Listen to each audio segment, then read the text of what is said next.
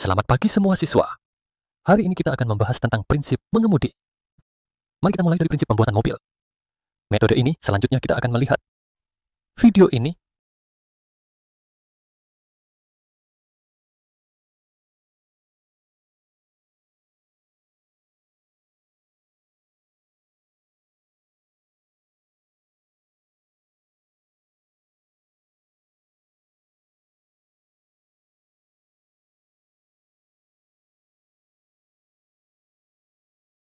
seiring kemajuan teknologi, kinerja mobil semakin baik. Cara mengemudi juga seharusnya mengikuti perkembangan desain mobil. Halo semua, saya Chang Wei Wan. Saya sangat senang bisa berdiskusi dengan Anda tentang cara menggunakan rem secara aman. Setelah ini, Anda akan tahu, kunci keselamatan bukan terletak pada akselerasi mesin, tetapi pada waktu dan cara Anda menghentikan kendaraan. Pertama-tama, mari kita sambut asisten host, MR Carl. Halo semua, saya Carl. Carl adalah saya adalah Carl. Baik, MR Carter mau tidak menjelaskan pada semua orang. Apa itu rem yang terbaik? Rem itu sederhana, lihat saja. Cukup ulurkan kaki dan injak dengan kuat saja. Kamu lihat, apakah aku sangat hebat? Menginjak rem mendadak tidak berarti Anda tahu cara menggunakan rem. Ingin tahu apa itu rem sejati? Mari kita mulai.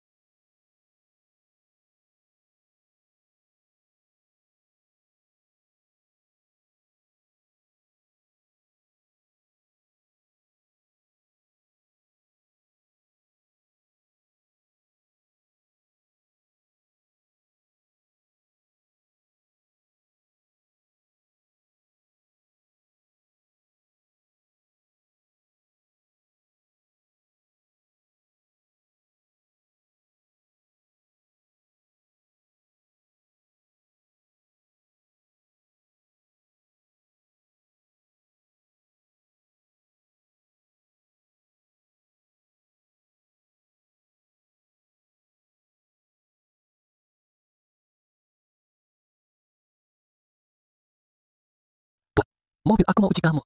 Tadi kita melewati jalan itu. Ada berapa jenis cara pengereman yang digunakan? 2 jenis, hehe, pasti 2 jenis. Salah. Total 3 jenis, 3 jenis. Sebenarnya hanya ada rem kaki dan rem tangan. Dari mana ada jenis ketiga? Selain rem kaki dan rem tangan, ada satu jenis rem lagi ya, yaitu rem mesin. Bukankah itu menurunkan gigi? Kenapa itu bisa disebut rem? Rem mesin adalah menggunakan gaya gesek dan tekanan kompresi mesin untuk mengontrol kecepatan mobil. Rem mesin bukanlah sistem rem yang benar-benar menghentikan mobil. Ini digunakan untuk memperlambat. Juga disebut rem ketiga. Dalam pengoperasian mobil, selama kita melepaskan pedal gas, rem mesin akan menghasilkan efek perlambatan. Namun diperlukan mesin yang lebih besar. Saat mengerem, kita harus menurunkan posisi gigi. Wow, sangat menakjubkan bagaimana mesin bisa menghasilkan efek seperti itu. Kaki pengemudi tidak menginjak pedal gas, mesin akan kehilangan kemampuan untuk menggerakkan mobil. Namun mobil terpengaruh oleh inersia, masih akan melaju ke depan. Pada saat ini, tenaga dari roda akan kembali ke mesin melalui perangkat transmisi. Tenaga dari roda dipengaruhi oleh tekanan kompresi di dalam mesin, menggerakkan kecepatan mobil, mengakibatkan kecepatan menjadi semakin lambat. Inilah cara menggunakan mesin sebagai rem. Dalam kondisi rem, jika menuruni bukit yang panjang, dengan kemiringan yang besar setelah menurunkan gigi masih merasa kecepatan terlalu cepat, apa yang harus dilakukan? Jika masih merasa kecepatan terlalu cepat, gunakan rem biasa untuk memperkuat perlambatan. Rem biasa adalah rem kaki. Bicara tentang rem kaki, itu adalah jenis rem hidrolik. Yang kecil, tahukah kamu apa itu rem hidrolik? Tentu saja tahu. Sistem rem kaki pada mobil kecil umumnya adalah perangkat rem hidrolik. Cairan tidak akan mengecil volumenya saat ditekan. Rem hidrolik memanfaatkan prinsip tidak kompresibel ini untuk menyebarkan tekanan secara merata sebagai gaya pengereman. Ketika pengemudi menginjak pedal rem, ini akan mendorong piston di dalam master silinder rem.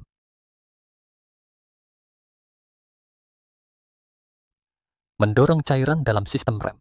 Pada saat ini, tekanan dalam sistem akan segera mengalir ke rem di 4 roda, memicu sistem rem kendaraan untuk melakukan pengereman. Mencapai efek pengereman.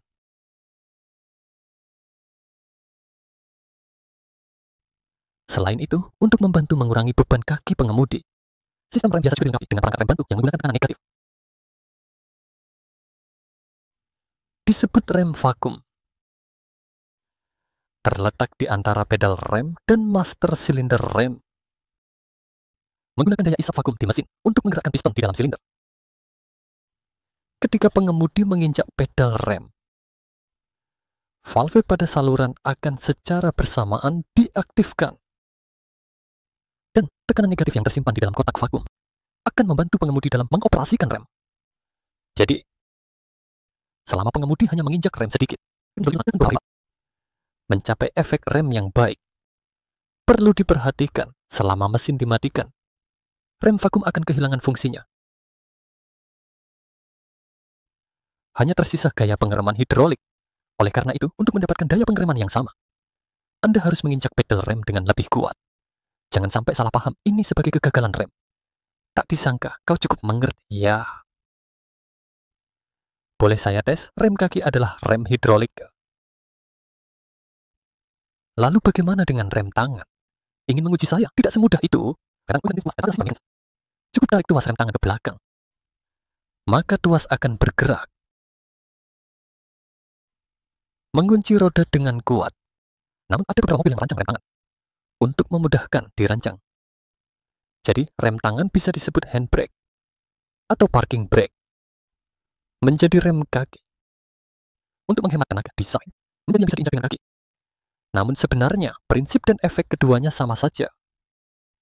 Parkir di tanjakan. Semua orang harus menarik rem tangan. Dengan cara ini dapat mencegah mobil meluncur ke bawah. Misalnya pada mobil transmisi manual. Saat mobil diparkir di tanjakan, jika kepala mobil menghadap ke arah turun, harus memindahkan gigi ke gigi netral. Jika kepala mobil menghadap ke arah naik, harus mengubah posisi gear ke D. Sedangkan untuk mobil otomatis disarankan untuk berada di P. Tidak hanya di tanjakan. Saat hendak memarkir mobil, ketika mobil tidak bergerak, juga harus ingat untuk menarik rem tangan dengan kuat. Langkah aman untuk parkir adalah setelah mobil berhenti, ganti ke posisi N. Setelah itu, tarik rem tangan. Lepaskan gigi, lalu lepas pedal rem. Rem, matikan mesin. Dengan cara ini, dapat memastikan sistem transmisi otomatis tidak akan mengalami kerusakan.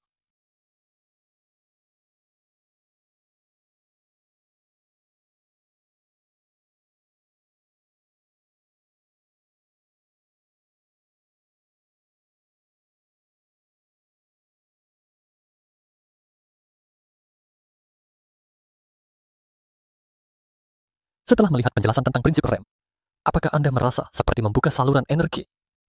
Ya, memang demikian, tapi agak melelahkan. Jauh-jauh, mari kita jalan-jalan. Berendam di pemandian air panas, istirahat sejenak.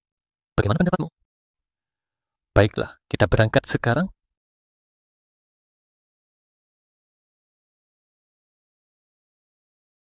Untuk menjaga keadaan rem terbaik saat berkendara, minyak rem adalah kunci utamanya. Sebelum berkendara, harus memeriksa apakah minyak rem mencapai standar. Jika tidak cukup, harus ditambahkan. Dan hindari menambahkan melebihi batas yang ditentukan.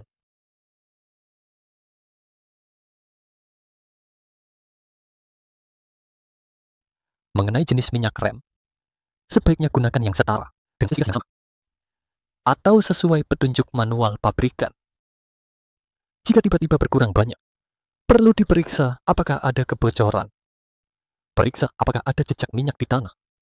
Atau periksa bagian dalam ban apakah ada sisa minyak yang basah. Jika ada, sebaiknya tidak. Pengemudi harus segera membawanya ke bengkel. Setelah memeriksa minyak rem, selanjutnya periksa tekanan ban. Tekanan yang terlalu rendah atau terlalu tinggi akan memengaruhi fungsi rem. Ingin tahu nilai tekanan ban yang benar? Ambil manual kendaraanmu dan lihat. Selain itu, sebelum berkendara, jika lampu peringatan rem menyala, mungkin rem tangan belum dilepas. Jika yakin rem tangan sudah dilepas, tetapi lampu peringatan masih menyala, itu menandakan ada masalah dengan sistem rem kendaraan. Harus segera dibawa untuk diperiksa. Saat melewati jalan yang berbahaya, berhati-hatilah.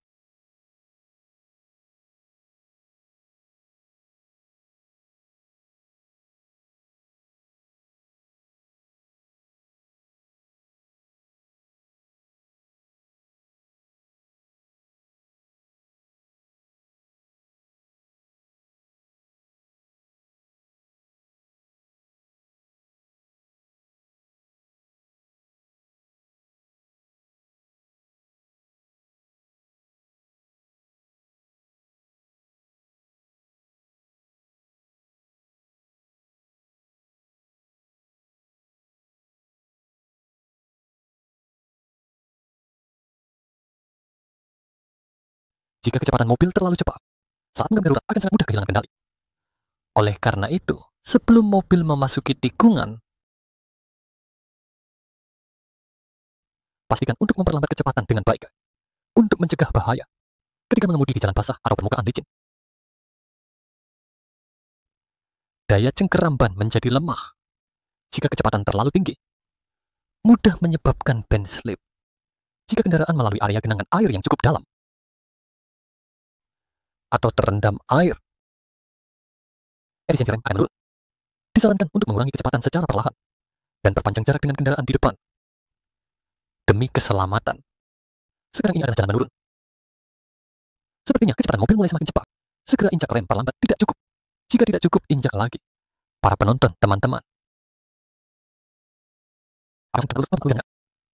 itu tidak benar. Ketika mobil melewati jalan menurun panjang, secara terus-menerus menginjak rem, dapat menyebabkan suhu dalam sistem rem terlalu tinggi, menyebabkan minyak rem menguap, menyebabkan adanya reaksi kunci udara dalam saluran minyak. Setelah terjadi penguapan, gas tersebut tertekan dan mengkompres tekanan. Fungsi tekanan minyak menurun. Dalam kasus yang parah, dapat sepenuhnya hilang. Saat itu, fungsi rem akan menurun atau gagal. Cara yang benar untuk mengemudi di turunan panjang adalah menggunakan rem mesin untuk kontrol. Jika menggunakan mobil manual, gunakan gigi yang lebih rendah secara bertahap. Sementara untuk mobil transmisi otomatis, turunkan ke gigi 2 atau lebih rendah. Dan pada saat yang sama, gunakan rem kaki. Metode ini tidak hanya sangat aman, tetapi juga tidak akan merusak komponen rem. Dua manfaat dengan satu tindakan sangat efektif. Saat mengemudi di jalan menurun panjang, ada satu hal penting yang harus diingat oleh penonton. Itu adalah jangan sekali-sekali mematikan mesin atau mengosongkan gigi untuk menghemat bahan bakar. Melakukan hal tersebut akan menghilangkan efektivitas rem mesin. Dan ada satu hal penting yang ingin saya ingatkan kepada para penonton, yaitu jangan sekali-sekali mematikan mesin atau masuk gigi kosong untuk menghemat bahan bakar. Melakukan hal ini akan membuat rem mesin tidak berfungsi, mempengaruhi efek rem mobil. Melewati jalan belok, jalan permukaan khusus menurun. Sekarang di jalan normal, seharusnya tidak ada kejadian lagi, kan? Wah. Untungnya bisa dihentikan tepat waktu. Kecepatan mobil begitu cepat, kendaraan di depan tiba-tiba mengeram. Rem mendalam sangat berbahaya. Selama bisa berhenti, ada yang tidak beres dengan menginjak rem mendalam. Mendalam memberikan daya pengereman yang kuat, meskipun memperpendek jarak berhenti, namun menyebabkan dampak besar pada pengemudi. Kecuali dalam kondisi khusus, seharusnya mencoba menginjak rem perlahan. Saat berkendara, biasanya akan menginjak rem 1 atau 2 kali. Memberitahu bahwa kendaraan di depan akan mengurangi kecepatan, kemudian perlahan-lahan menginjak rem. Meskipun jarak rem jenis ini lebih panjang, namun lebih aman. Dan juga bisa meningkatkan umur pemakaian mobil. Menginjak rem mendalam adalah untuk segera berhenti. Dengan sabuk pengaman dapat mengurangi dampak. Untuk apa harus terlalu memikirkan? Tidak benar, meskipun kamu bisa berhenti, tidak berarti kendaraan di belakang juga dapat berhenti. Jika parah, bisa menyebabkan kecelakaan beruntun. Dan jika ada kendaraan besar di belakang, dalam keadaan rem mendalam yang tiba-tiba, juga mudah menyebabkan kendaraan besar di belakang tidak bisa menghentikan diri, mengakibatkan tertabrak dari belakang. Selain itu, rem mendalam juga punya kekurangan, yaitu bisa membuat roda terkunci dalam keadaan darurat, meningkatkan kemungkinan selip. Disarankan untuk semua pengemudi sebisa mungkin menghindari menginjak rem mendalam, mengontrol kecepatan mobil, dan mempertahankan jarak berhenti rem yang tepat. Saya hanya pernah mendengar jarak rem, tidak pernah mendengar jarak berhenti rem, berdasarkan permukaan jalan, kondisi kendaraan, dan situasi mengemudi-pengemudi. Semua itu dikatakan sebagai asumsi normal. Dari kaki pengemudi yang menjauh dari gas, menginjak pedal rem, sampai mobil benar-benar berhenti, jarak ini disebut jarak berhenti rem. Jarak berhenti rem sama dengan jarak kosong, ditambah jarak rem. Dan jarak rem yang biasa kita dengar merujuk pada jarak yang bergerak. Setelah pengemudi menginjak pedal rem, sampai benar-benar berhenti, disebut jarak rem. Waktu yang dibutuhkan untuk mengoperasikan dan berfungsi sebenarnya tidak berubah. Namun jarak perpindahan akan dipengaruhi oleh peningkatan kecepatan. Misalnya, ketika kecepatan mobil meningkat dari 20 km menjadi 40 km, kecepatan mobil berlipat 2, namun jarak berhenti rem akan bertambah 4 kali. Mengenai jarak kosong, kaki pengemudi yang rileks, gas konsisten dan rem. Menginjak pedal rem. Rem belum berfungsi. Jarak yang dihasilkan dalam waktu ini. Mobil bergerak. Disebut waktu kosong. Semakin cepat kecepatan mobil, semakin jarak waktu kosong menjadi semakin panjang. Saya mengerti, ternyata rem tidak hanya melihat jarak rem, juga perlu mempertimbangkan jarak waktu kosong. Jadi berapa banyak jarak berhenti yang harus saya pertahankan? Bisakah saya berhenti mobil dengan cepat? Kecepatan adalah kunci utama yang mempengaruhi. Untuk mendapatkan jarak berhenti rem yang aman, pertama, jangan mengemudikan kecepatan tinggi. Kedua, patuhi peraturan batas kecepatan. Ketiga, jaga jarak aman dengan kendaraan di depan. Cara menghitung jarak aman adalah, yaitu kecepatan dibagi dua. Misalnya, jika mobil melaju 80 km dibagi dua, maka jarak yang aman adalah 40 meter. Sebenarnya tidak perlu ribet seperti itu. Tutu bilang, aku sudah dilengkapi ABS. Kinerjanya kuat dalam pengereman. Tetapi tidak salah lagi, banyak pengemudi yang memiliki mobil dengan ABS. Dan memiliki anggapan yang keliru tentang ABS yang dapat mengurangi jarak pengereman. Ini adalah pemahaman yang salah, mobil tanpa ABS saat rem mendadak. Pengemudi biasanya akan menginjak rem dengan keras. Namun justru sebaliknya, menyebabkan roda terkunci. Justru membuat mobil kehilangan kendali. ABS adalah perangkat yang mengontrol rem roda menggunakan komputer. Tujuan utama perangkat ini bukan untuk memperpendek jarak rem darurat, melainkan untuk mencegah roda mobil terkunci, menjaga kontrol arah mobil. Itulah tujuan sebenarnya. Oleh karena itu, bahkan di jalan licin, ABS dapat mencegah roda tergelincir. Perlu diperhatikan bahwa saat menggunakan ABS, pedal rem bila ditekan penuh akan mengalami pantulan. Pada saat itu, jangan pernah terkejut dan melepaskannya. Harus terus tekanan kuat agar efektif. Sistem pengereman ABS tidak berarti kekuatan rem lebih kuat. Juga bukan untuk mengatakan jarak pengereman lebih pendek. Lain kali, jangan pernah bilang, ABS-mu kuat dan bertenaga. Masih lebih bijaksana untuk menjaga jarak aman.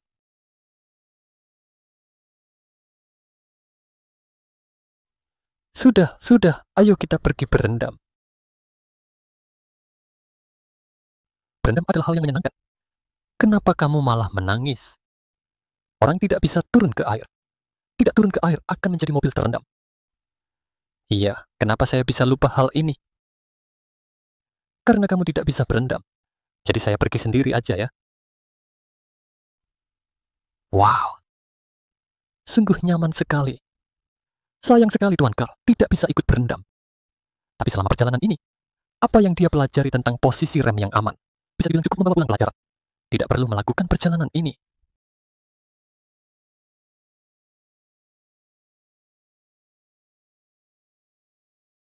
Setelah menonton video ini, di dalamnya ada pembahasan tentang langkah-langkah parkir yang benar. Apa itu langkah-langkah parkir yang benar? Setelah parkir, kosongkan gigi. Selanjutnya, tarik rem tangan. Dia juga menekankan. Tarik rem tangan dengan kuat, setelah ganti ke posisi P, lepaskan rem kaki. Setelah mesin dimatikan, dia menambahkan. Dengan begitu, kotak persneling tidak akan mengalami kerusakan. Kenapa hal ini dilakukan? Agar tidak mengalami kerusakan, dia membahas berdasarkan dua arah. Konsep arah pertama dan kedua. Artinya, saat kamu menarik rem tangan, kendaraan berhenti, arah utama adalah rem tangan. Di posisi IP, itu adalah pertahanan kedua. Rem tangan umumnya mengunci dua roda belakang. Posisi P adalah mengunci transmisi. Jika kamu ingin menguji, saat parkir di pinggir jalan, jika didorong, pertahanan pertama adalah rem tangan. Tidak akan merusak kotak persneling kamu. Jika kamu pertama-tama ganti ke P, saat sebagai pertahanan pertama, kemudian tarik rem tangan. Ketika mobil didorong, kotak persneling akan lebih dahulu rusak. Karena itu adalah pertahanan pertama. Dia menyampaikan konsep ini kepada semua siswa. Harus menarik rem tangan dengan keras terlebih dahulu. Rem. Lalu ganti ke P. Begitu. Transmisi tidak akan rusak. Selanjutnya, dia membahas bagaimana cara melakukan rem yang aman. Cara ini merupakan hal pertama. Jangan berkendara cepat. Kedua, patuhi batas kecepatan yang ditentukan. Jaga jarak yang tepat dan aman. Ini adalah 3 hal yang harus dilakukan saat berkendara. Kecepatan yang terlalu cepat berarti kamu baru saja menginjak gas. Terlalu banyak gas, kecepatan jadi terlalu tinggi. Jadi saat kita berkendara, bukan hanya menginjak gas dan menginjak rem. Karena jika kamu menginjak gas, menginjak rem, apa yang terjadi akan kita Yang kedua akan meningkatkan keausan pada kampas rem. Yang ketiga akan berbahaya. Karena jika ada kendaraan di belakang yang kurang hati-hati, bisa saja menabrak. Jadi perlu kita melakukannya dengan baik. Menginjak gas dan rem. Ini juga masalah yang perlu dibahas. Sebelumnya, dalam video juga dibahas tentang 3 jenis rem pada kendaraan. Yang pertama adalah rem kaki. Rem kaki mengunci keempat roda. Yang kedua adalah rem tangan. Rem tangan mengunci roda belakang. Yang ketiga adalah rem mesin, di mana mesin mengurangi kecepatan. Itu juga merupakan salah satu jenis rem. Di dalamnya diumumkan, saat menurunkan tanjakan harus bisa menggunakan rem mesin. Jadi tidak perlu terus-menerus menginjak rem. Karena saat rem diinjak, suhu akan meningkat. Suhu naik akan menambah yang dapat menyebabkan kegagalan rem. Sebelum menginjak rem, harus menginjak pelan 2 kali. Kenapa harus menginjak pelan 2 kali? Tujuannya adalah agar lampu rem menyala. Kendaraan di belakang memperhatikan kamu. Jika lampu rem menyala, mereka akan melepaskan gas. Mereka akan menambah jarak. Namun jika menginjak pelan 2 kali, itu tidak akan berfungsi sebagai rem dengan insan pentingnya. Ini membahas 3 langkah dalam lingkungan mengemudi. Melihat apa yang diinginkan, lalu melakukan 3 tindakan berturut-turut. Apa yang dibutuhkan adalah waktu, juga disebut sebagai waktu lingkungan. Lamanya waktu lingkungan akan berbeda-beda berdasarkan usia, jenis kelamin, fisik, dan emosi. Jika menghadapi penurunan fisik, perhatian yang teralihkan mengemudi dalam keadaan lelah. Berkendara bahkan memerlukan waktu lingkungan yang lebih lama. Selanjutnya, kita lihat gambar ini. Ketika kita menghadapi bahaya, hal pertama yang harus dilakukan adalah melepaskan gas. Selanjutnya, injak rem dengan lembut. Perlahan-lahan injak rem untuk mengurangi kecepatan, hingga kendaraan berhenti. Dia juga membahas tentang lingkungan kunci. Waktu dapat menghasilkan jarak lingkungan. Semakin cepat kecepatan, jaraknya semakin jauh. Artinya, jika kecepatan semakin tinggi, kerusakan akibat tabrakan akan lebih serius. Semakin cepat, waktu otomatis juga bertambah. Berbanding lurus juga semakin panjang. Jarak rem otomatis juga akan semakin panjang. Jarak aman saat melakukan parkir. Dia membahas jarak rem. Dia membicarakan tentang jarak rem, sama dengan jarak reaksi ditambah jarak otomatis. Semakin cepat kecepatan berkendara, jarak rem akan semakin panjang. Dia juga membahas faktor-faktor yang mempengaruhi jarak rem pada jalan mobil. Dalam waktu yang dipikirkan banyak orang, pelatih juga harus mengingatkan semua orang. Selain itu, cuaca. Hari hujan dan hari cerah itu berbeda, karena faktor iklim juga berpengaruh. Tadi, video tersebut juga membahas tentang yang disebut vakum rem booster. Rem booster vakum adalah ketika mesin dinyalakan, akan ada efek vakum. Dia menggunakan bagian vakum untuk melakukan seperti satu tindakan, yaitu menekan pedal rem. Jadi, seperti yang dia bicarakan di video tadi, jangan mematikan mesin. Jika mesin dimatikan, maka tidak ada efek rem booster vakum. Dengan adanya vakum booster, ketika kita menekan rem, rasanya akan lebih ringan, karena ada efek vakum. Vakum ada daya sisa. Jadi, saat kita menekan rem menjadi lebih ringan. Jika mesin dimatikan, tidak ada gunaan vakum. Menekan rem akan lebih keras. Ini juga yang dibahas di video tadi. Selanjutnya, kita lihat gambar ini. Gambar di atas menghubungkan kendaraan. Setelah ia mengerem mendadak, ban di kedua sisi akan bercampur gesekan dan menghasilkan panas tinggi sehingga ban terbakar. Gambar di bawah ini. Di kiri dan kanan, sisi kanan terkunci. Jadi sisi kanan terbakar. Apakah kamu melihat bekas bakar panjang di bawah ini? Jadi kita bisa lihat di sini. Kekuatan rem di kedua sisi akan berbeda. Kendaraan di atas lebih merata. Jadi kedua sisi terbakar sama, kedua sisi mengeluarkan asap. Dan kendaraan di bawah ini. Sisi kanan terkunci, sisi kiri tidak terkunci. Jadi ada bekas rem di sisi kanan. Sisi kiri tidak ada, seluruh mobil bergeser ke kanan. Dari sini kita tahu bahwa kekuatan rem akan berbeda. Termasuk mobil sedan juga sama. Mengenai mengapa mereka mengerem mendadak. Kenapa kendaraan ini mengerem mendadak? Kenapa truk besar ini juga mengerem mendadak? Video ini diambil oleh keluarga di jalan tol. Silakan lihat dengan seksama. Sebagai referensi Anda saat di jalan tol di masa depan. Prinsip dan metode mengemudi.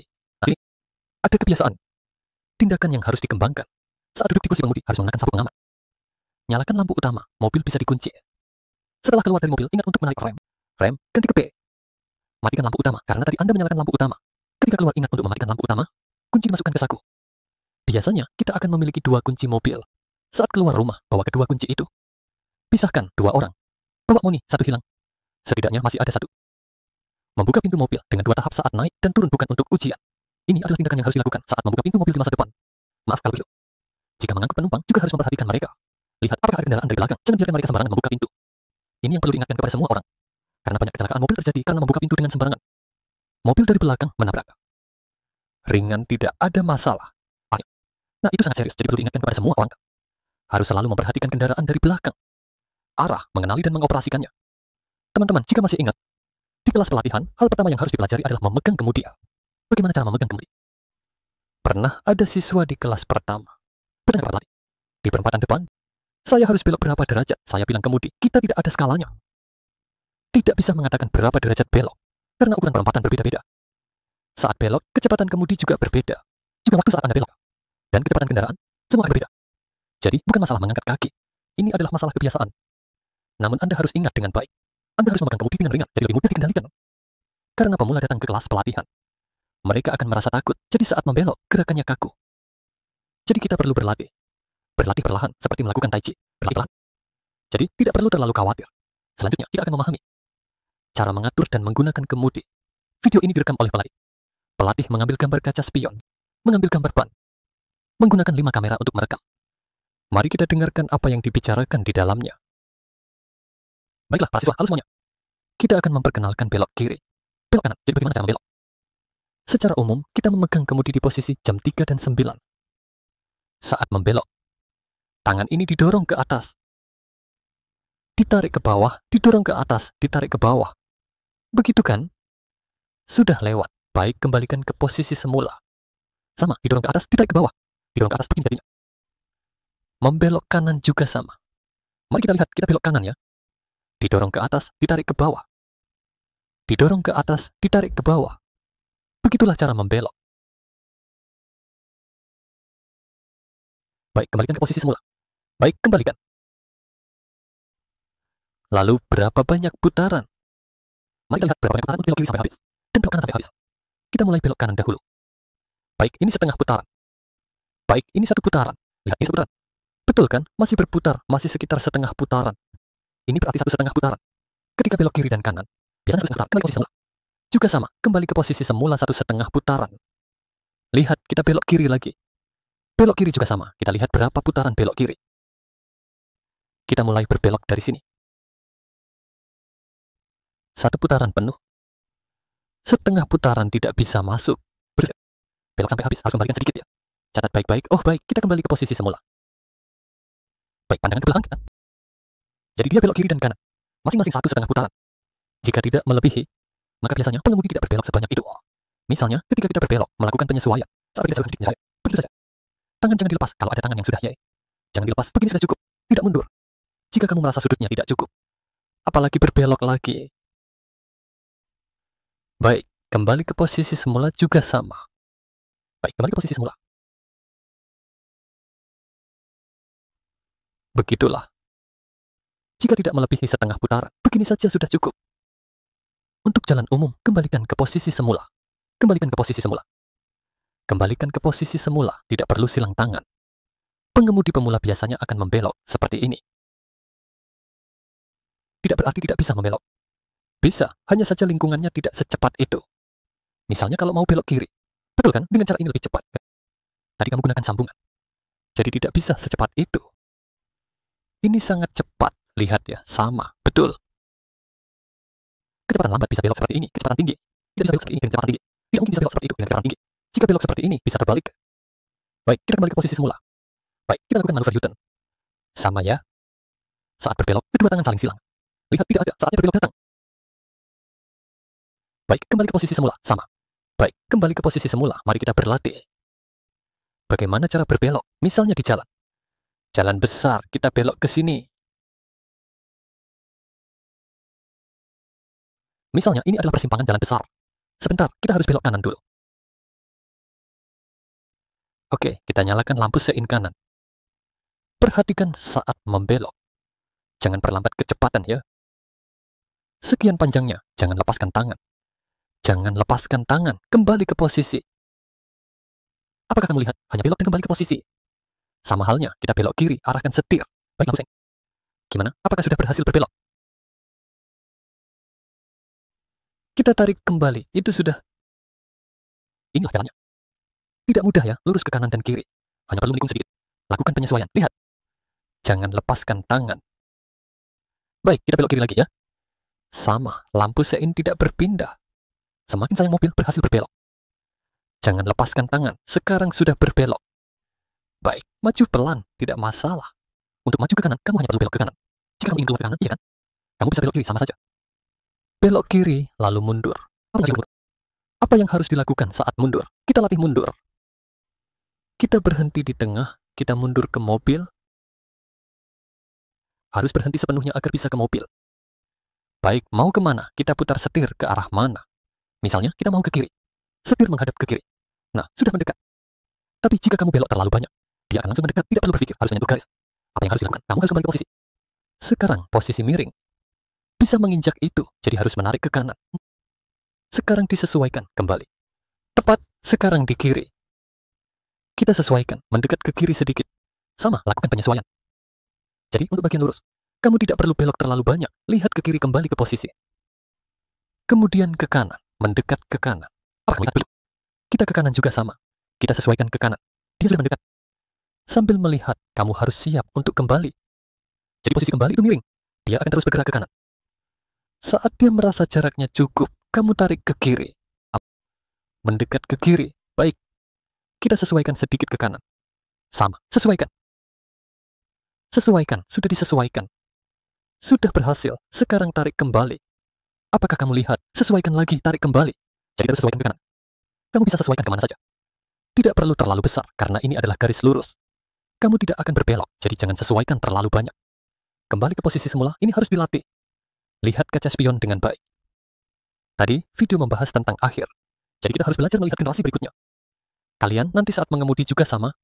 Saat kamu berbelok kiri atau kanan. Berbelok ke kiri, perhatikan. Kaca spion kiri, ada mobil tidak? Apakah ada yang berbelok? Kanan juga sama. Selain dari perang total, harus juga melihat ada mobil atau orang. Selanjutnya, tentang kemudi. Saat mobil bergerak, kamu harus tahu apakah mengarah ke kanan atau ke kiri. Dan bukan hanya melihat keluar. Melihat arah roda itu salah. Apakah itu maju atau mundur? Kamu harus dapat merasakan arah ini. Suatu ketika, saat pelatih mengajar di jalan, karena saat memasuki waktu berkendara, kami akan mempercayakan kemudi sepenuhnya. Sepenuhnya dikendalikan oleh siswa. Saat mobil menyimpang, saya bilang, mobil kita menyimpang loh. Dia malah bilang, bahkan kemudi saya tidak bergerak. Tidak, kemudi tidak bergerak, maka tidak akan menyimpang. Karena kita tidak bergerak, sedikit goyang sudah miring. Jadi rasa arah ini, kamu harus bisa melatihnya di kelas. Saat mobil menyimpang, kamu harus merasakannya. Ini adalah hal yang harus diingat oleh semua orang. Tadi video menunjukkan belokan. Belokan tidak sampai setengah putaran. Sudah berbelok. Karena ukuran persimpangan berbeda-beda. Selanjutnya, mari kita lihat demonstrasi pengendalian kemudi oleh instruktur ini. Mari saya jelaskan, ada dua cara untuk mengendalikan. Seperti ini, dorong dan sambungkan. Ini disebut pengendalian.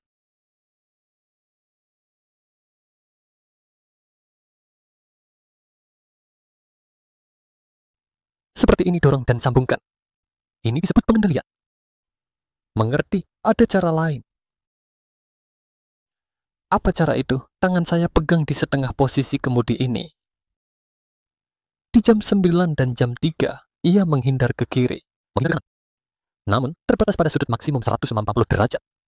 Mengerti? Cara ini juga disebut sebagai pengendalian. Tahu? Mengerti? Ini disebut pengendalian jenis. Yang kedua disebut cross style. Yang disebut cross style, ia bagian atas kemudi. Lakukan gerakan silang. Jadi, sesuai namanya. Ia disebut nama itu. Sebagai contoh, perhatikan tangan saya. Saat sekarang kemudi saya berputar ke kanan, ia menggunakan tangan kiri sebagai dominan. Tangan kanan mengelilingi. Nah, keliling. Misalnya, saat saya menaikkan kemudi, untuk mendorong, tangan ini akan terlepas. Ia akan melakukan gerakan penghubung. Setelah terhubung, saat ganti tangan tarik, tetap pada posisi yang sama. Ia akan melakukan gerakan silang di posisi atas ini. Justru saat belok kiri, tangan kanan yang dominan. Saat mendorong. Saat kamu mendorong, tangan ini akan melakukan gerakan menarik. Mengerti, ini yang harus diajarkan. Mari saya lakukan sekali untuk menunjukkan kepada kalian. Ini disebut cross style. Profesor, sekali lihat sudah tahu. Jika kamu melihat cara ini, itu berarti kamu akan menggunakan banyak kemudi. Maka itu seharusnya adalah belokan kecil sampai menengah. Mengerti maksudnya? Jika kamu melihat yang pertama jenis pengendalian, jumlahnya sangat kecil.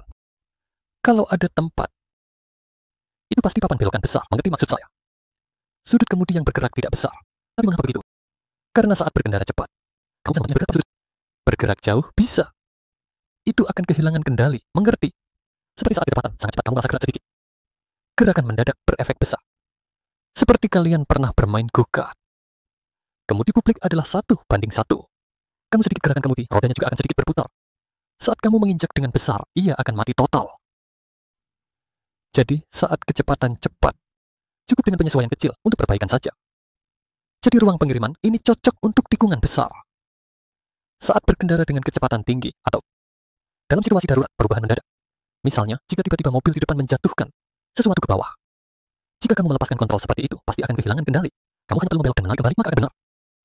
Ini bisa menghindari kehilangan kendali kendaraan dan juga memiliki stabilitas yang lebih baik. Mengerti? Jadi tipe silang cocok untuk tikungan menengah. Mengerti? Yang ketiga disebut inner hook. Apa itu inner hook? Mirip dengan tipe silang. Yaitu, umumnya, setelah mobil jadi jika kamu saat mengemudi. Pada awalnya tidak ada hook. Pokoknya kita anggap saja. Dia akan menggunakan cara inner hook itu untuk menggantungkan arah kendaraanmu. Kenapa ada cara inner hook? Karena cara ini paling efisien. Mengerti maksudku? Sekarang kalian lihat. Itu semua hook, kamu bisa memutarnya dengan satu tangan. Apa kamu perlu menggunakan inner hook untuk mengoperasikan? Mengemudi tidak bisa menggunakan inner hook. Mobil besar yang akan menggunakan inner hook. Tahu kenapa? Lihatlah mode setirnya. Besar dan kecil adalah datar. Mengerti maksudku? Mobil besar ya, itu memiliki setir datar dan proporsional. Karena kecepatan tidak bisa cepat. Jadi dalam hal ini, itu sangat menghemat tenaga. Banyak, tapi tidak bisa cepat, mengerti? Bus sekolah. Itu tidak menggunakan cara inner hook untuk mengemudi. Jadi tergantung bagaimana kamu gunakan. Jika berkendara dengan cara inner hook, apakah seseorang itu bisa mengemudi dengan baik? Nilainya tidak cukup. Kenapa? Perhatikan mobil-mobil di sini. Sekarang mobil-mobil sudah aman. Misal, ada banyak saklar jika kamu kurang mengait dan beroperasi secara keliru. Jika terjadi kecelakaan, tanganmu di sini tolong tanyakan. Seharusnya tidak patah. Jika kamu meletakkannya di situ pasti akan patah. Jika kamu angkat, bisa melukai tanganmu. Di Dongwei ya. Jadi, saat ini, cara mobil sedang tidak perlu menggunakan inner hook. Dia hanya menggunakan metode silang dan pengiriman. Itu sudah cukup. Oke. Jadi saya sarankan kalian, jangan menggunakan cara inner hook untuk mengemudi, kecuali itu adalah kendaraan besar. Kapan bisa menggunakan inner hook? Misalnya, saat kamu mengubah arah di tempat, kamu bisa sedikit menggunakan inner hook. Tapi saat berkendara, jangan menggunakan cara inner hook untuk mengoperasikan. Yang terakhir adalah kebiasaan. Dan keluar bola pangsit, Kak Jin Siang sudah hampir sampai. Keluar bola pangsit. Seperti sangat hebat. Hook sangat ringan, karena mobil hook sangat ringan, jadi jarang berbelok. Kamu memakai ini dengan satu tangan. Pastikan di mana, dan jangan kehilangan kendali. Jika kamu kehilangan kendali, tidak akan bisa ditarik kembali. Mengerti maksudku? Kamu pikir satu tangan lebih cepat, atau dua tangan lebih cepat. Terus berjalan lebih cepat, karena kecepatanmu lambat. Saat kamu memutar setir, kamu bisa menyesuaikan dengan baik. Tapi saat kecepatan naik, ketika kamu lihat dengan satu tangan, lebih sulit untuk membelok. Apakah kamu mengerti? Jadi lagi, menggunakan satu tangan untuk mengontrol setir. Jadi, umumnya saat kita mengemudi, bisa tidak kita meletakkan tangan di posisi ini? Kita akan berubah posisi seiring perubahan kecepatan. Posisi tanganku akan berubah. Misalnya, ketika cara ini sudah diketahui. Baik, saat kita mengemudi normal, ya di posisi ini. Nah, jika hari ini, saat aku mengemudi pelan, akan sangat pelan. Apa kondisi mobilnya? Macet atau buruk? Nah, kamu lihat. Hari ini kamu bisa melihat lebih jauh, pandanganmu lebih baik. Hari ini, kamu melihat seorang wanita mengemudikan mobilnya. Seperti ini. Dia melihat depan. Apakah dia melihat di depan? Dia pasti mengangkat lehernya sangat tinggi. Tapi tidak bisa melihat, mengerti maksudku. Jadi, biasanya ketika kita bergerak lambat, itu pasti karena kondisi jalan yang buruk, akan macet. Jadi tubuh akan condong ke depan. Ruang pandangmu terlihat kurang jelas, mengerti? Jadi, posisinya yang ditanyakan adalah di jam 10 dan jam 2. Mengerti? Ini saat bergerak lambat dan kondisi jalan buruk. Normalnya, pada jalan yang rata, posisi ini di jam 9 dan jam 3. Misalnya saat di jalan tol. Di jalan tol, saya rasa tidak perlu menggerakkan banyak. Saat kamu meletakkan tangan di posisi ini, lama-lama jangan sampai tanganmu pegal. Atau hanya berganti-ganti di sini. Ya, seperti ini, gantung di sini. Lalu loncat sedikit. Ada semua jenis, untuk mobil besar lebih ke sisi. Mengemudi itu seperti nasi kotak, tidak perlu bersikap. Masih harus bersikap, berpura-pura bersikap. kamu bisa melihat semuanya. Jadi saat jalan tol terasa monoton, sebenarnya mudah merasa lelah. Kenapa? Karena tidak ada banyak situasi. Dan juga saat mengemudi malam bisa terasa monoton. Membosankan, tanpa disadari kamu akan merasa ngantuk. Biasanya meletakkan tangan di posisi ini. Dia hanya perlu melakukan penyesuaian kecil. Tidak perlu banyak gerakan. Jadi, rendah, sedang, tinggi. Posisi saya sebenarnya sebagai referensi untuk kalian semua. Oke, baik, naik. Angkat sekarang. Oke, baik. Ini adalah seorang instruktur dari pusat pengajaran di Heisinchu. Dia sangat baik. Penjelasannya cukup bagus. Di sini juga menjelaskan tentang posisi setir. Saat kecepatan rendah biasanya, kamu bisa memegang di posisi jam 11 dan jam 1. Saat berkendara normal, diletakkan di posisi jam 9 dan jam 3. Di jalan tol, karena kecepatan tinggi, kamu tidak perlu mengatur sudut terlalu besar. Jadi, kamu bisa meletakkan di posisi jam 8 dan jam. Selanjutnya, kita akan membahas saat mundur jika membiarkan roda belakang berbelok mengikuti garis ini. Di sini harus memberitahu kalian satu hal setelah masuk kelas ini. Jangan tanya pelan. Pembelajaran sesuai sama situasi. Berbeda dengan cara mengajar yang kamu terima, lalu siapa yang harus didengar? Maka saya katakan, kamu harus mendengar keluarga kamu. Kenapa? Karena saat ujian kamu berada di dalam tempat ini, saya tidak ada tekanan seperti itu. Kita bisa mengulang jika salah. Jadi metode saya adalah menggunakan metode keluarga di sini. Hanya untuk diterapkan, jadi secara prinsip. Kamu harus mendengarkan metode mengajar keluarga kamu. Ini harus diingat dengan baik. Mari kita lihat. Saat mundur, bagaimana membuat roda belakang mengikuti garis saat berbelok. Kita duduk di kursi pengemudi. Melalui kaca spion, kita tidak bisa melihat roda belakang. Kaca spion kita harus sedikit diturunkan agar bisa melihat ke tanah. Dari kaca spion mengikuti garis lurus ke bawah. Di tanah, posisi ini adalah posisi roda belakang. Juga ada di depan pegangan pintu. Posisi ini adalah posisi roda belakang. Kita harus mengetahui posisi roda belakang di mana. Area dengan titik merah ini. Mari kita lihat gambar ini. Kita lihat kaca spion dulu. Titik segitiga kuning adalah titik belokan. Roda belakang belum mencapai titik belokan. Pada saat ini tidak boleh berbelok. Saat kamu memutar setir pada momen ini, bodinya akan condong ke sana dan tidak bisa masuk. Di gambar bawah ini, roda belakang sudah sampai pada titik lulus. Saat ini baru mulai memutar setir. Apakah pasti bisa masuk? Tentu. Kenapa? Karena kecepatan memutar setir dan kecepatan mundur mobil. Semua akan mempengaruhi sudutnya. Jadi kamu perlu menyesuaikan. Kita lihat dari kaca spion. Posisi titik J Haskins sudah sampai ke titik belokan. Tapi jika kita lihat dari luar, di sini adalah titik A. Titik A meter masih ada langkah besar untuk belok. Mengapa bisa begitu? Karena kaca belakang tidak jelas.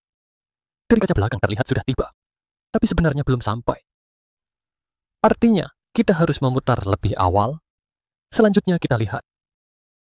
Roda belakang sudah sampai titik B. Posisi ini sudah sampai ke titik belokan. Pada saat ini, roda depan akan berbelok. Sudah berputar berapa putaran? Putar hingga habis. Waktu roda belakang bergerak dari titik A ke B. Setir sedang berputar. Bodinya juga mundur perlahan. Selanjutnya, lihat bagian bodi kita. Jaga agar bodi tidak menyentuh garis putih. Pada saat ini, kita pastikan bodi tidak menyentuh garis putih ini. Jika terlalu sempit, sedikit sesuaikan. Kalau terlalu lebar, bagaimana? Kalau terlalu lebar, maju saja. Tapi ketika maju, arah harus dibalik. Tadi belok kanan, jadi ketika maju, arah kemudi harus kembali kiri, sebentar ke kiri. Setelah ke kiri, parkirkan kembali. Dengan cara ini akan lebih mudah untuk parkir. Selanjutnya, gerakan ini adalah yang harus kamu pelajari sebelum parkir paralel. Perlahan kembalikan kemudi ke posisi normal. Setelah normal, tepat paralel. Di rumah kamu harus berlatih parkir. Kamu harus bisa gerakan ini. Karena nanti saat kamu ke pabrik di Denmark, atau ke tempat istirahat di jalan tol, area layanan selama ada parkir mundur, gerakan parkir seperti ini adalah untuk memarkir secara paralel. Perlahan kembalikan kemudi ke posisi normal. Setelah normal, tepat paralel. Kamu mengikuti kelas lagi untuk melatihnya. Nanti kamu akan terbiasa saat berkendara di luar. Ini sangat penting. Ini yang harus diingat. Selanjutnya adalah masuk jalur. Soal kapan belok. Sama persis dengan cara yang diajarkan pelatihmu. Belok kanan, perhatikan kanan. Belok kiri, perhatikan kiri. Selanjutnya, kita lihat video ini. Pertama, kita lihat posisi kaca spion. Sekitar di sini. Lihat tidak, ada kamera di sini. Oke, sudah mulai belok. Apakah mulai belok? Oke, sampai sini belok. Selesai, kemudinya sudah diputar. Perhatikan bodi mobil, jangan sampai mengenai garis putih. Oke, sekarang harus paralel. Oke, bersiap untuk mengembalikan. Oh, oke, mulai kembalikan. Setelah normal, jadi paralel. Gerakan mengembalikan ini juga harus disesuaikan dengan kecepatan mobilmu. Selain itu, harus disesuaikan dengan sudutnya. Oke, parkirkan dengan baik, lalu maju sedikit.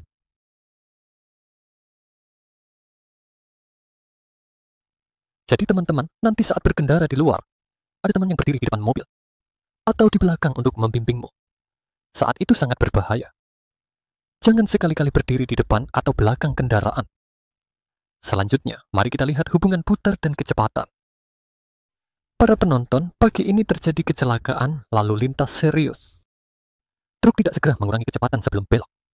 Karena kecepatannya terlalu tinggi saat belok, gaya sentrifugal tidak cukup, sehingga terbalik.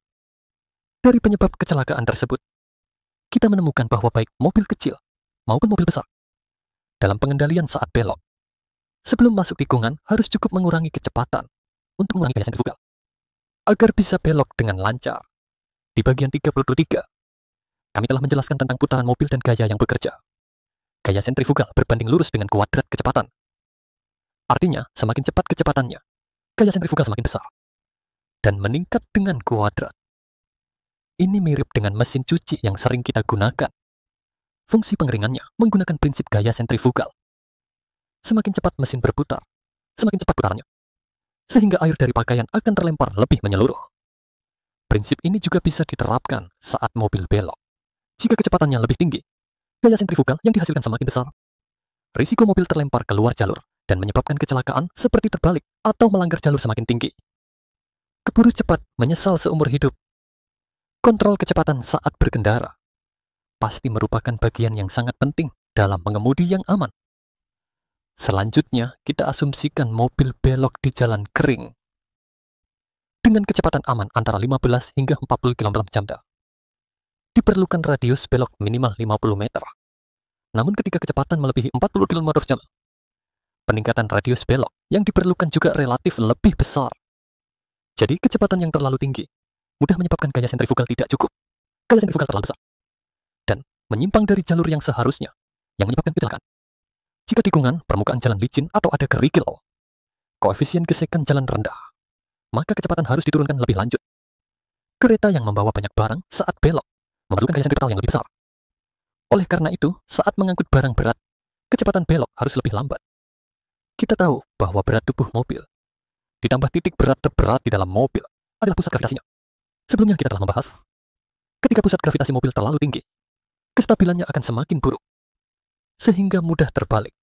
Dan salah satu situasi berbahaya yang sering terjadi adalah beban di dalam kendaraan tidak terikat dengan kuat saat berbelok. Beban tersebut karena pengaruh inersia bergeser keluar, membuat pengendalian menjadi lebih sulit. Mobil lebih mudah meluncur atau terbalik. Sementara itu, ini juga menyoroti bahwa kendaraan besar lebih perlu memperhatikan kecepatan. Oleh karena itu, saat ada tikungan di depan, kita seharusnya melepaskan pedal gas, agar kecepatan mobil secara perlahan menurun. Kemudian berdasarkan kecepatan saat itu, memanfaatkan pedal rem dengan tepat untuk mengontrol kecepatan. Saat yang sama, memutar kemudi, mengendalikan jalur perjalanan mobil, untuk berhasil menyelesaikan belokan. Yang perlu diperhatikan adalah, jangan menginjak rem dengan keras setelah memasuki tikungan. Karena di dalam tikungan, jalur pergerakan roda sangat mudah berubah. Jika terlalu menginjak rem, jalur mobil sangat mudah menyimpang, dan akan dengan mudah menyebabkan kecelakaan. Video ini membahas hubungan antara belokan dan kecepatan. Semakin cepat laju kendaraan, akan semakin besar gaya sentrifugal yang dihasilkan. Jika pusat gravitasi lebih tinggi, maka mobil akan mudah terbalik, ada bagian kosong di tengah. Instruktur memposting kecelakaan ini. Akar dari kecelakaan ini adalah demikian. Truk pengangkut tanah berkecepatan tinggi dan terbalik, sehingga menutupi seluruh kendaraan kecil di samping. Hasilnya, pengemudi ini meninggal tanpa sebab yang jelas. Saat berbelok, selain memperhatikan kecepatan, juga perlu memperhatikan dinamika kendaraan. Selanjutnya, mari kita lihat. Video ini mengajarkan situasi yang dihadapi saat mengemudi di kendaraan besar. Kita mulai, mata perlu melihat bundaran. Tidak salah, mata perlu melihat bundaran. Kita harus merespons dengan tindakan. Kita akan melihat sambil menjelaskan apa yang kita lakukan. Peserta didik melihat ada sebuah kendaraan trailer melalui tengah dua jalur untuk mencapai hasil. Apa yang dia lakukan? Kamu lihat dia menarik kemudi ke kanan untuk menghindar. Sekarang duduk di samping. Tangan kita menjulur ke depan menghalangi kemudi. Tidak perlu menarik seperti itu. Mengapa? Kamu tidak memperhatikan apakah ada mobil di belakang, tinggal melihat mobil depan menyeberang garis tanda. Dan menarik ke kanan. Bagaimana jika ada mobil? Bagaimana jika ada sepeda motor? Apa yang harus dilakukan? Ayo kita gerakkan sedikit. Perhatikan ya. Kamu lihat tempat ada mobil. Apa garis ini? Jalur cepat dan lambat adalah garis batas. Dua garis kuning ada jalur nyalip dua arah yang tidak bergerak. Bisakah mobil menyalip dari kanan? Tentu saja tidak, karena ini adalah jalur lambat. Dia menyalip dari jalur lambat. Jika kita mengarahkan kemudi seperti ini, kita akan ditabrak. Akibat tabrakan tersebut tidak bisa diprediksi. Mobil terpasir di seberang garis kuning dan tidak melaju. Kita lihat hingga saat ini tidak ada, kan? Kita tidak memberitahu semua orang soal ini. Saat melihat bahaya, gerakan pertama adalah menginjak pedal gas. Harus memastikan untuk melepaskan pedal gas terlebih dahulu. Kecepatan mobil harus diperlambat. Jika perlu menghindar, kamu harus menarik ke samping. Setelah kamu menarik, bagaimana jika tidak menghindar? Sepeda motor akan dalam masalah. Di masa depan, jika menghadapi situasi ini, selain melepaskan pedal gas, lalu apa yang harus dilakukan? Nyalakan lampu besar, untuk memberitahu orang lain bahwa kendaraan kamu sudah melewati batas. Membunyikan lampu besar ini harus dikuasai. Oleh karena itu, pelatihan mengemudi adalah pekerjaan yang memiliki risiko yang cukup tinggi. Untungnya, belum terjadi kecelakaan. Ini cukup berisiko. Untungnya tidak terjadi kecelakaan. Proyek ujian di dalam ruangan ada parkir di tepi jalan. Mundur ke dalam. Garis putus-putus maju mundur, yakni S-curve dan start tanjakan. Pindah gigi dengan stabil. Semua proyek ini pasti diajarkan kepada orang-orang. Saya tidak akan mengulang di sini. Jika selama proses belajar kamu menghadapi masalah, kamu bisa masuk untuk menonton video. Setelah menonton video, kamu kembali ke kelas praktik untuk melakukan penyesuaian diri. Ketika tidak bisa menyesuaikan, tanyakan kepada pelatih. Jadi, video ini sangat membantu untuk semua siswa. Karena setiap keluarga punya cara mengajar yang sedikit berbeda. Harus sesuai dengan cara yang diajarkan keluarga kamu. Di sini saya hanya menyediakan agar kalian tahu keseluruhan bentuk gerakannya. Mari kita lihat aplikasi mundur ke dalam secara nyata. Hal pertama yang kita lihat adalah situasi yang menarik. Kendaraan kita harus berada sekitar 1 langkah dari mobil di sebelah. Tidak boleh terlalu sempit. Jika terlalu sempit, kami bisa masuk. Begitu tidak. Kendaraan kita harus tinggai antara mobil merah dan biru. Mari kita lihat cermin belakang kanan. Ban belakang kita kira-kira berada di posisi ini. Di depan pegangan pintu ini. Ketika posisi ban belakang kita hampir sejajar dengan mobil merah, kita harus mulai memutar setir. Mari kita lihat. Dan mulai memutar. Setelah itu, prinsip pertama adalah mobil tidak boleh menyentuh mobil merah. Jika kamu menyadari semakin sempit, terlalu sempit, koreksi sedikit, kemudian tarik kembali. Baik, di sini kita berhenti sejenak. Jarak ini harus dilihat dengan jelas. Jika di sini terlalu lebar, bagaimana? Jika terlalu lebar, sisi kiri akan terlalu sempit. Jika situasi seperti ini, kita maju sedikit. Jika maju, setir akan diputar ke kiri, karena kita sebelumnya memutar ke kanan. Jadi, jika kamu perlu menyesuaikan sudut, kamu harus memutar ke kiri, kemudian mundur lagi. Baru bisa masuk. Jika terlalu sempit, tidak ada masalah itu. Jika terlalu sempit, koreksi sedikit saja. Tarik masuk sudah cukup. Selanjutnya, kita akan melanjutkan. Lihat sama di kedua sisi, saat ini harus melihat. Kedua sisi harus sejajar. Lihat kedua sisi harus melihat sejajar. Baik, jika sejajar kembalikan ke posisi yang benar. Sebelum sejajar, kembalikan papan garis merah ke posisi yang benar. Jika sudah benar, masuklah, apakah kamu melihatnya? Jika kedua sisi memiliki lebar yang berbeda, maju sedikit, kemudian sesuaikan lagi. Sudah oke, ini tidak ada garis di jalan. Baik, sekarang belok ke kiri. Perhatikan sisi kiri kendaraan, jangan menyentuh mobil orang lain. Juga bisa dilihat dari cermin belakang. Jika sejajar, kembali ke posisi yang benar. Ini adalah sudut pandang lain. Ini adalah yang sebelumnya diambil oleh pengajar dengan 360 derajat. Juga sama, mari kita lihat cermin belakang. Cermin belakang kanan, kita bisa mundur perlahan. Selama kendaraan kita tidak menyentuh mobil orang lain. Jangan agak orang, sedikit saja diperbaiki. Roda belakang di posisi ini. Roda belakang. Setelah berbelok, di sini tidak ada masalah. Perlihat, di sini tidak akan mengenai sisi kanan. Tidak akan mengenai, lihat ke kiri. Harus melihat sejajar. Saat ini kita harus memperhatikan. Jika garis bisa sejajar, kembalikan ke posisi yang benar. Lihat garis di tanah. Sebelumnya di bagian depan tidak ada garis yang terlihat. Sekarang ada garis yang bisa kamu lihat. Harus mengikuti garis utama. Baik, sudah. Jika sebelumnya terlalu banyak berbicara di kiri, cukup maju sedikit, lalu ulangi lagi. Begitu juga saat belok kanan. Perhatikan bagian kanan agar tidak menyentuh mobil orang lain.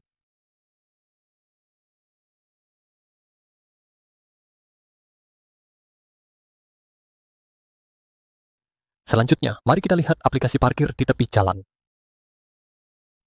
Lebar parkir di tepi jalan tidak perlu terlalu lebar. Sebelumnya, kita harus lebih lebar saat mundur ke dalam. Untuk parkir di tepi jalan tidak perlu terlalu lebar. Sekitar 1 langkah kecil sudah cukup. Sama halnya, kita perlu mencari posisi ban belakang kita. Sekitar di area ini. Baik, selanjutnya kita melihat keempat gambar ini. Ban belakang kita ada di sini. Mari kita lihat gambar kedua. Ban belakang hampir dekat dengan ban mobil sebelah. Saat ini kita harus memutar setir. Setelah berbelok, kita mundur. Saat mundur kita harus memperhatikan jarak di sini. Jangan agak mobil orang. Apakah kamu memperhatikannya? Gambar kedua dan gambar ketiga berbeda. Pada gambar ketiga, tidak terlihat lagi mobil merah di belakang. Pada saat ini, kita harus melihat kaca spion kiri. Di kaca spion kiri, kita harus melihat lampu besar kanan mobil merah di belakang. Saat hampir melihat lampu besar kanannya, kita harus kembali lurus. Baik, selanjutnya kita lihat ke bawah. Selanjutnya kita harus melihat roda belakang. Saat kita berlatih mobil di lapangan pelatihan, roda belakang hampir saat ini berbelok kiri sebelumnya. Apakah kalian pernah memikirkan sebuah masalah? Ketika kamu mengemudi di luar, parkir di pinggir jalan? Jika parkir di pinggir jalan selama bertahun-tahun tanpa garis ini, kamu harus melihat kemana? Iya kan? Kamu harus melihat kemana? Tidak perlu terlalu khawatir, kita melihat ke depan mobil kita. Bagian depan kanan mobil kita, melewati bagian belakang mobilnya. Kita belok. Sebenarnya sama saja. Di lain waktu, saat parkir di pinggir jalan, kita harus perhatikan pada bagian depan mobil. Bagian depan kanan mobil, melewati bagian belakang mobil di depan. Kita belok. Ini adalah sudut ini. Dari sudut ini, mari kita lihat. Bagian depan kanan mobil kita melewati tempat parkirnya. Kita belok, karena saat ini kita takut akan menabrak mobil di depan, bukan? Jadi kita lihat bagian depan kanan. Lalu jika menabrak, bagaimana? Jika mau menabrak, maka belok kembali. Belok kembali, sehingga tidak akan menabrak. Setelah mundur, kita harus memperhatikan jarak. Jaraknya harus sama lebar. Tidak boleh terlalu belakang, juga tidak boleh terlalu depan. Jika terlalu depan, mobil di depan tidak bisa keluar. Jika terlalu belakang, mobil di belakang tidak bisa keluar. Pada tahun 70-an, Taiwan memiliki pameran mobil. Pameran mobil itu ada mobilnya. Dia bisa parkir di pinggir jalan. Seperti kepiting masuk ke dalam. Oh wow, semua orang sangat senang melihatnya. Saya pergi ke Taipei untuk melihatnya. Melihat bagaimana sebenarnya. Setelah melihat baru tahu, yang menggunakan sistem hidrolik. Yang menghimpun tenaga hidrolik. 4 roda, ada 4 kolom hidro yang mengangkatnya. Mengira di atasnya ditambahkan ban, jadi bisa masuk. Saya bertanya satu hal kepada dia. Saya tanya, sistem ini beratnya berapa? Sistem itu hampir 50 kg. Jadi, bisa dibilang untuk parkir di pinggir jalan.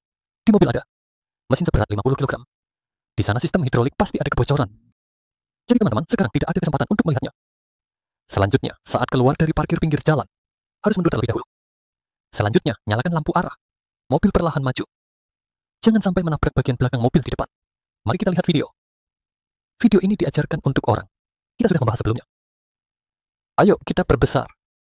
Baik, hal pertama, kita harus memperhatikan kaca spion kanan. Karena kita akan berbelok ke kanan. Begitu juga. Tidak peduli kapan kamu berbelok, kamu harus belok lebih awal. Tidak masalah, yang penting jangan sampai menabrak mobil di samping. Hampir menutupi mobil di belakang. Siap, lihat kaca spion kiri. Ketika hampir melihat lampu besar di kanan, harus siap untuk kembali lurus. Ini adalah kembali lurus, kalian lihat. Kembali lurus berikutnya. Jangan melihat garis di tanah. Lihat bagian depan mobil kita. Bagian depan mobil kita. Melewati bagian belakang mobilnya, kita belok. Jangan terlalu cepat belok. Jika terlalu cepat, mobil akan di luar. Baik, belok masuk. Bagian depan kita melewati tempat parkir mereka, kita belok. Karena kita lihat di sini. Juga harus diperhatikan apakah akan ke mobil orang.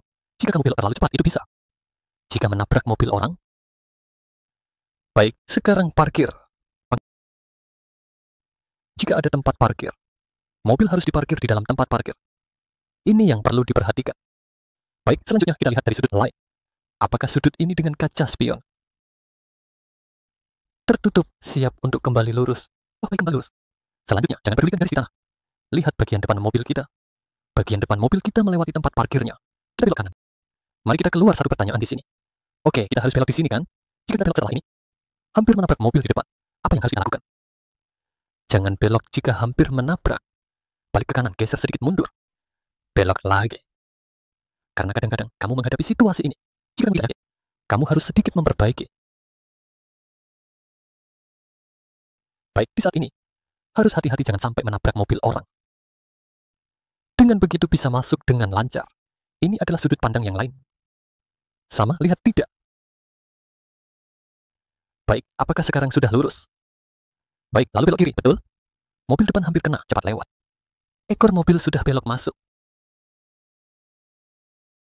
Baik, selanjutnya harus atur posisi depan belakang. Harus disesuaikan, jadi bagaimana menyesuaikannya? Turunkan dan lihat, turunkan dan lihat. Ini adalah satu-satunya cara. Ketika naik ke jalan, ingat untuk mundur, mundur. Setelah itu, nyalakan lampu sein. Lalu sesuaikan, lalu belokkan. Ini adalah seluruh tindakan parkir pinggir jalan.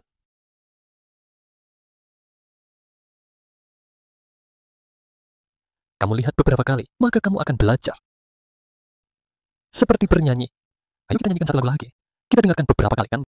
Dengar beberapa kali, latih beberapa kali. Maka kamu bisa bernyanyi.